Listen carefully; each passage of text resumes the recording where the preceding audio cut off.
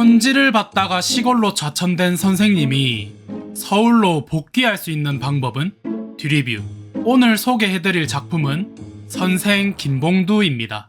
평화롭게 천지를 받으면서 하루를 시작하는 김봉두라는 초등학교 선생님이 있었는데, 학생들 자습시켜놓고 학부모님들한테 전화를 돌리면서 천지를 받아내는 게 일상이고, 천지를 주지 않은 학생은 이유 없이 체벌하는 아주 썩어버린 교사인데, 그날도 어김없이 학부모님과 술자리를 가지면서 돈 봉투를 받아내고 있었는데, 다음날 한 학부모가 학교에 찾아옵니다. 돈 봉투 안 줬다고 애를 반 병신을 만들어 놓냐면서 김봉두가 누구냐고 아주 난리를 치고 가는데, 교장 선생님은 천지도 적당히 받았어야지 하면서 파견 신청서를 건네줍니다. 강원도에 있는 분교로 가서 1년 정도만 있다가 오라고 말이죠. 그래서 봉두는 학생이 5명밖에 없는 시골 분교로 내려가게 됩니다. 여기서 어떻게 지내야 하나 하고 막막해하다가 애들한테 담배 심부름을 시키는데, 여긴 슈퍼마켓도 없다고 합니다. 그럼 담배 같은 건 어디서 사냐 물어봤더니 최씨 할아버지라는 사람이 판다고 해요. 그래서 최씨 할아버지를 찾아가서 담배 좀 사러 왔다 하니까 국산 담배를 줍니다. 그래서 말보루나 더니엘 같은 양담배는 없냐 물었더니 어디 학교 선생이 양담배를 피냐면서 화를 냅니다. 그러고 다시 학교로 돌아왔더니 카드 명세서가 날라와 있어요. 그래서 봉두는 천지를 받아내기로 다짐을 하죠. 학생들한테 봉투를 나눠주면서 부모님과 꼭 상의해서 편지를 써오라고 시키는데,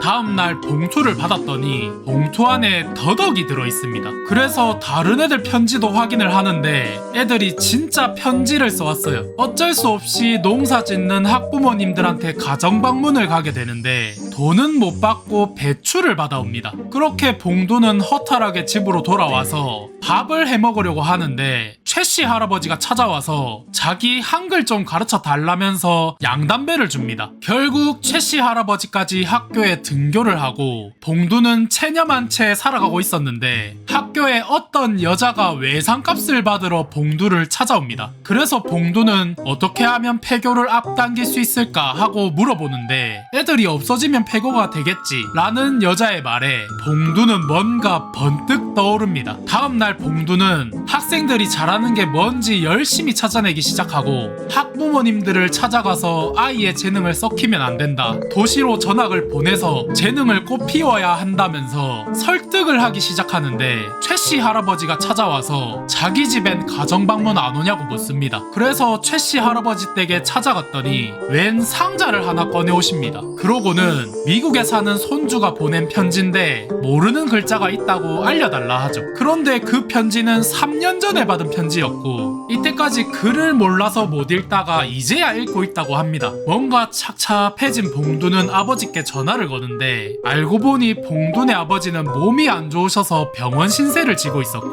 봉두는 아버지의 병원비를 마련하기 위해서 큰 돈을 벌어야만 했던 거였죠. 그렇게 봉두는 학생들을 전학 보내기 위해서 열심히 작업하고 있었는데, 서울에서 누가 전학을 옵니다. 애 아빠가 몸이 안 좋아서 요양차 전학을 왔다면서 천지까지 주고 가는데, 봉두는 애들을 도시로 보내려고 작업 다 해놨는데 도시에서 전학 온 애는 무슨 수로 보내나 하고는 고민에 빠지게 됩니다. 결국 봉두는 아무 잘못 없는 학생들한테 화풀이를 하게 되고, 서울에서 전학을 온 학생이 우리 엄마는 돈 봉투까지 줬는데 니들 때문에 나까지 혼났다면서 애들한테 따지게 됩니다. 그 이야기를 들은 학부모님들은 없는 살림에 이것저것 챙겨서 봉두를 찾아갑니다. 몸에 좋은 가시오가피에 인삼주에 봉두한테 잘 보이겠다고 챙겨온 모습을 보면서 봉두는 생각에 잠기게 되는데, 봉두는 과거에 천지를 못 줬다는 이유로 선생님께 많이 혼났는데, 본인이 혐오하던 선생님과 똑같이 되어 있는 본인의 모습을 보고는 사직서를 쓰게 됩니다. 다음날 서울에서 전학 온 학생의 학부모가 학교에 찾아옵니다. 소석이라는 애랑 싸움이 나서 얼굴이 이 모양이 됐다면서 특별히 따로 부탁까지 드렸는데 이러는 게 어딨냐고, 그리고 선생님이 우리 애 때리기까지 했다는데 이래도 되는 거냐면서 학생들한테 니들이 잘못해서 맞았니? 하면서 하면서 여론몰이를 하는데 학생들은 우리가 잘못해서 맞았다면서 선생님을 감싸줍니다. 알고 보니 학생들은 청소를 하다가 우연히 봉두의 사직서를 보게 되었고 애들은 선생님 가지 마세요 저희가 잘못했어요 하면서 봉두를 붙잡기 시작합니다. 그래서 봉두는 전에 학생들이 써준 편지를 읽어보는데 선생님이 새로 오셔서 너무 좋다는 아이들의 순수한 마음이 그대로 담겨져 있었죠. 그러고 집으로 돌아갔더니